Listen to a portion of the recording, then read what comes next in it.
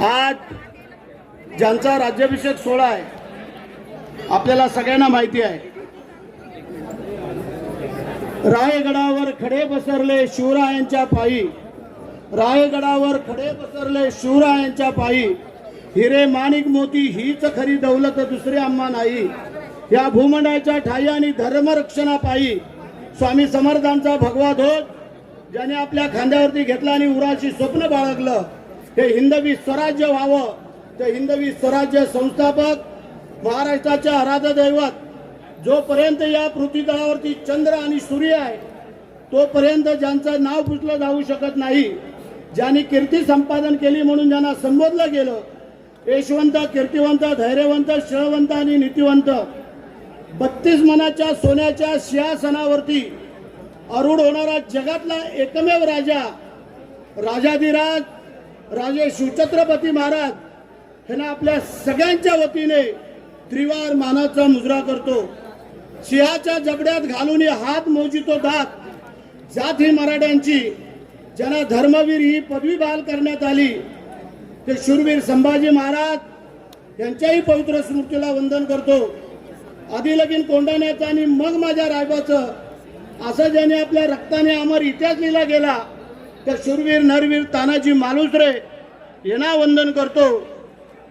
आणि मग आपल्याला सगळ्यांना माहिती आहे की या रायगडावरती राज्याभिषेक सोहळा ज्या वेळेला झाला तो आजचा शुभ दिवस, पण त्यावेळेला तारीख होती 6 जून 1674 तिथीप्रमाणे। आणि मग हा राज्याभिषेक सोहळा ह्या ठिकाणी कसा झाला असेल एवढा उंचीवरती, तेव्हा रोपवे नव्हते, काय नव्हते, आज ज्या पायऱ्या बसवल्या तशी व्यवस्थाही नव्हती, परंतु त्यावेळेला पण हजारो शिवभक्त, इंग्लंडचे अधिकारी आणि सगळ्यांनी येऊन इथं राजांना मानाचा मुजरा केला होता। आज आपण सर्व भाग्यवंत आहोत की आपल्या वतीने आज इथं हा राज्याभिषेक सोहळा साजरा होतोय। आज या कार्यक्रमाला उपस्थित असलेले महाराष्ट्र राज्याचे उपमुख्यमंत्री, आपले नेते आणि आपल्या लाडक्या बहिणींचे लाडके भाऊ आदरणीय एकनाथ शिंदे साहेब, त्याचप्रमाणे आमचे गोव्यावरून आलेले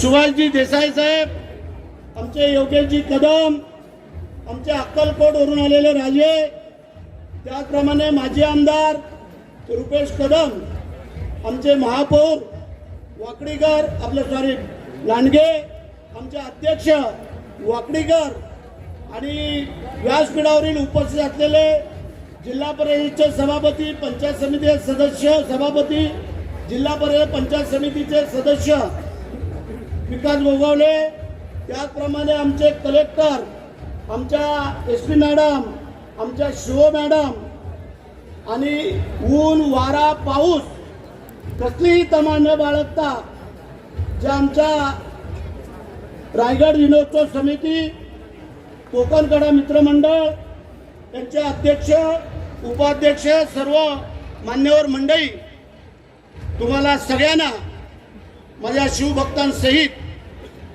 मी नतमस्तक होतो यासाठी की साहेब, काल पाऊस हा संपूर्ण ओला चिंब करून टाकला होता। संध्याकाळी 4च्या नंतर 1 तास पाऊस पडला, आम्हाला काळजी होती, पण आम्ही आव्हान केलं होतं, जो ऊन वारा पाऊस थंडीला घाबरल तो शिवाजी महाराजांचा शिवभक्त होऊच शकत नाही आहे।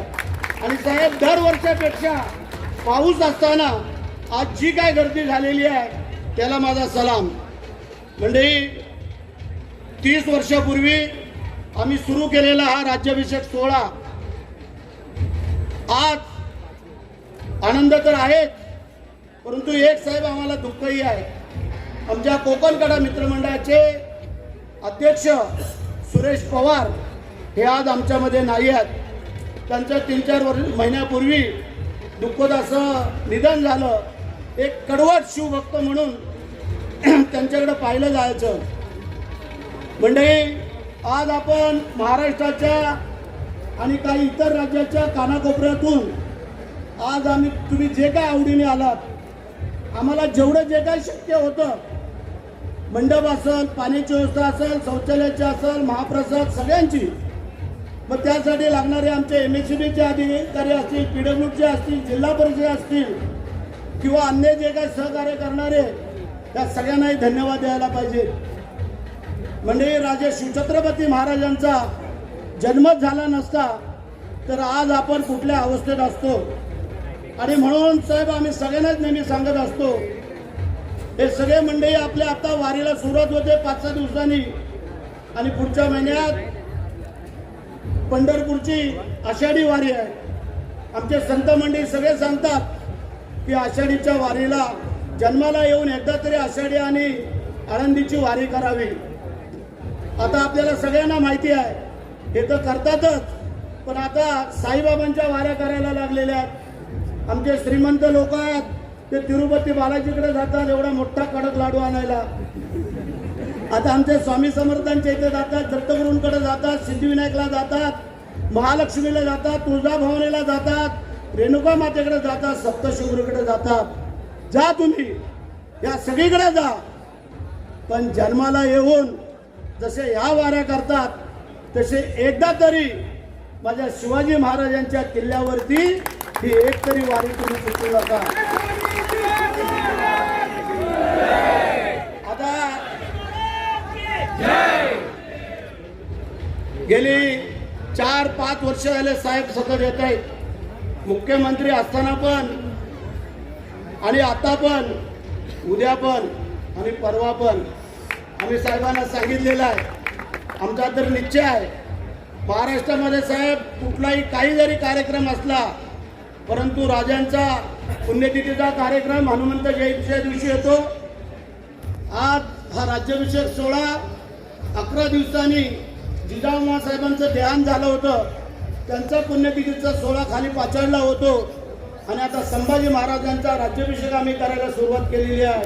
हे 4 कार्यक्रम आम्ही महाराष्ट्रात कुठेही काही असलं, अधिवेशन असलं तरी आम्ही सोडून इथं रायगडावरती येतो. त्याचं कारण शिवाजी महाराज नसते तर भरतशेराज आमदार पण नसता आणि मंत्री पण नसता. आणि म्हणून आज छत्रपती संभाजी महाराज की जय, माता की जय, हिंदू धर्म की जय. शिवभक्त कसा असावा तर तो शिंदे साहेबांसारखा असावा. तुम्ही बोलाल का? हा, रात्री सलाईन लावले, इंजेक्शन घेतली, औषधे घेतली, गोळ्या घेतल्या आणि रात्री 11:15 वाजता ठाण्यामधून बाय कारने आले. रात्री 2:15ला महाडला पोचले. सकाळी आंघोळ स्नानविधी आटपून इथे आले. एखादा मंत्री, एखादा मोठा माणूस काय बोलला असता, आजारी मी आहे, त्याला पुढं आहे. साहेब खाली पायऱ्याला उतरता उतरता तुमचा संपूर्ण आजारपणा निघून जाईल आणि मनातल्या सगळ्या इच्छा पूर्ण होतील. हा आमच्या सर्व शिवभक्तांच्या तुम्हाला शुभेच्छा आहेत. म्हणजे जन्माला येऊन आम्ही काय केलो बघा, हे सांगितलं आम्ही. राजे शिवछत्रपती महाराज, राजे छत्रपती संभाजी महाराज जर जन्मालाच आले नसते तर आज आमची काय अवस्था झाली असती. म्हणून देश देव धर्मासाठी पित्यांनी 50 वर्षाचं आयुष्य आणि मुलांनी 32 वर्षाचं आयुष्य केवळ या देश देव धर्मासाठी अर्पण केलं.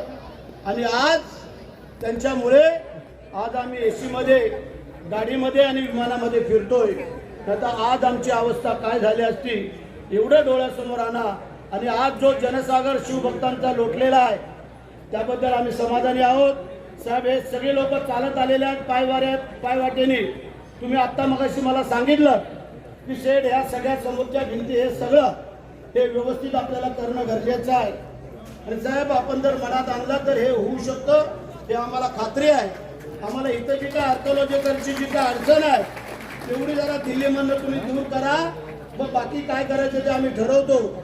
रायगड जिल्हा परिषदच्या खाली जागा आहे, तिथं अध्यक्ष आलेले आहेत, जिल्हा परिषद सदस्य, सभापती सगळे आहेत, कलेक्टर साहेब आमची विनंती आहे, तिथं पूर्वी एक जिल्हा परिषदचं चांगलं रेस्ट हाऊस होतं, विश्रांतीगृह, ते कालांतराने पडझडी झालं आज काल रात्री आमची फार मोठी दुरावस्था झाली.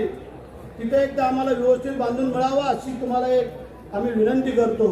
आणि जी संकल्पना तुम्ही सोडलेली आहे, तुम्ही मुख्यमंत्री असताना जे काय 50 कोटी रुपये शिवसृष्टीसाठी रायगडच्या पायथ्याला जे काय पाचाडला तिथे मंजूर केलेले आहेत, तर मला असं वाटतंय की येणाऱ्या परवा आपल्या अधिवेशन तर चालूच आहे, पण कॅबिनेटमध्ये त्याला आपण मूर्त स्वरूप देऊया, त्याला निधी थोडासा वाढवूया आणि एक आपल्या कालखंडामध्ये आपल्या कालावधीमध्ये एक चांगलं शिवसृष्टी की लोकांनी आल्यानंतर ते बघत राहायला पाहिजे अशा प्रकारची शिवसृष्टी. साहेब जागा घेतलेल्या जवळजवळ 80 ते 85 एकर जागा आम्ही घेतलेली आहे शासनाने आपल्या, तेवढं आम्हाला करायचं आहे. मंडळी एकच सांगतो, मी थांबतो कारण साहेबांना बोलायचं आहे, आपल्याला पुढे जायचं आहे आणि साहेबांना नंतर जायचं आहे कारण तब्येत बरी नसताना आज आपण तिथे आणले, त्यांचा अंत पाहायचा नाही आपल्याला. पण आज सांगतो तुम्हाला, आज राजांचा राज्याभिषेक सोहळा होत असताना राजांनी काय सांगितलं इथं, प्रत्येक पायरी चढत होते राज्याभिषेक होण्याच्या अगोदर, त्यावेळेला त्यांना प्रत्येक पायरी गणिक आपल्या जीवाभावांच्या मावळ्यांची आठवण आली. त्याचं कारण हे जीवाभावाचे मावळे नसते तर आज राजे आपल्याला छत्रपती झालेले दिसले नसते. पहिला जर मुद्दा घेतला आपण शूरवीर तानाजी मालुसरे, आधी लगीन कोंडाण्याचं आणि मग रायबाचं. राजे लग्नाला या 8 दिवसावरती मुलाचं लग्न आहे, जमणार नाही, भाऊसाहेबांचा आदेश आहे. कोंढाणा किल्ला जो राजवाडचा तिथं आम्हाला तो घेणं गरजेचं आहे. कोंढाणा किल्ला त्याची तयारी करतोय. एखादा बाप काय बोलला असता, मुलाचं 8 दिवसावर लग्न आहे, मी लग्न उरकतो आणि मी लढायला येतो, पण तो इतिहास घडला गेला नसता, त्यांचं नाव सोनेऱ्या अक्षरामध्ये लिहिलं गेलं नसतं. म्हणून तिथंच उभं राहून सांगितलं कदापि शक्य नाही आहे, आम्ही जिवंत असेपर्यंत तुम्ही लढायला जाणं कदापि शक्य नाही. तिथंच शपथ घेतली गेली, आधी लगीन कोंढाण्याचं आणि मग माझ्या रायबाचं. दुसरी पायरी चढताना आठवण झाली बाजीप्रभू देशपांडेंची. राजा जोपर्यंत गडावरती जात नाही, तोपर्यंत आवाज ऐकू येत नाहीत, तोपर्यंत बाजी हा ध्येय सोडणार नाही आहे. मुंडकी छाटले गेले तरी 2 हाताने तलवारीमध्ये लढणारा आमचा बाजीप्रभू. तिसरी आठवण झाली मुरारबाजी देशपांडेंची. चौथी आठवण झाली जीवा मालेची, होता जीवा म्हणून वाचला शिवा. 5वी आठवण झाली शिवा काशीची. राजे तुम्ही जा गडावरती, मी शिवाजी महाराज बनून तिथे राहतो. मंडळी हे जर जीवा भावाचे मावळे नसते तर आज राजे शिवछत्रपती झाले नसते. म्हणून तुम्हाला आमची विनंती आहे, त्या कलियुगामध्ये 3 मोठ्या गोष्टी घडून गेलेल्या आहेत. 750 वर्षाच्या नंतरच्या अगोदरच्या आत्ताच्या काळातल्या गोष्टी आहेत. ज्ञानेश्वर माऊलींच्या नंतर जिवंत समाधी नाही आहे, तुकाराम महाराजांनंतर वैकुंठ गमन नाही आहे आणि छत्रपती शिवाजी महाराजांनंतर छत्रपती होणं नाही आहे. मी पुन्हा एकदा तुम्हाला सगळ्यांना मनापासून धन्यवाद देतो. ज्या ज्या अधिकाऱ्यांनी कर्मचाऱ्यांनी साहेब या पावसामध्ये एवढ्या उंचीवरती जी काय त्यांना शक्य झाली ती व्यवस्था केलेली आहे, तर मी महाराष्ट्र शासन, रायगड जिल्हा परिषद, पंचायत समिती महाड, आमची दोन्ही मंडळं, आलेले शिवभक्त, तुमच्यासारखे निष्ठावंत शिवभक्त आणि सर्व आलेले मान्यवर आणि माझी सगळ्या आलेल्या शिवभक्तांना आणि व्यासपीठावर सर्व मान्यवरांना दरवर्षी आपण यावं. आम्ही स्वागताध्यक्ष आहे, तुमचं स्वागत करत राहू आणि शिवाजी महाराजांना मानाचा मुजरा करत राहूया. आणि जोपर्यंत आमच्या भावी पिढीला हे कळणं गरजेचं आहे की शिवाजी महाराज कोण होते, का त्यांची एवढी वाहवा केली जाते, कशासाठी एवढा मोठा कार्यक्रम केला जातो, हे आमच्या भावी पिढीला कळणं गरजेचं आहे. म्हणून आपण येणं आणि बरोबर येताना 4 शिवभक्त दरवर्षी घेऊन येणं. ते पिंपरी चिंचवडचे महापौर आले लांडगे, तुम्हालाही विनंती आहे, पुढच्या वेळेला येताना एकटं यायचं नाही आहे. आमचे जिल्हा परिषदचे अध्यक्षालय आलेले आहेत, पुढच्या वेळेला येताना सगळे जिल्हा परिषद सदस्य आणि सर्व तुमच्या सभापतींना इथं घेऊन यायचं आहे. जे आलेत ते आम्ही समजतो, नाही आलेत ते समजावं. तुम्हाला जास्त बोलत नाही म्हणजे पुन्हा एकदा तुम्हाला सगळ्यांना, आज पावसाला पण त्यांनी थांबलं, आमचा वाट पाहत आहे की हे काय करतायत. पण पाऊस पण थांबलेला आहे.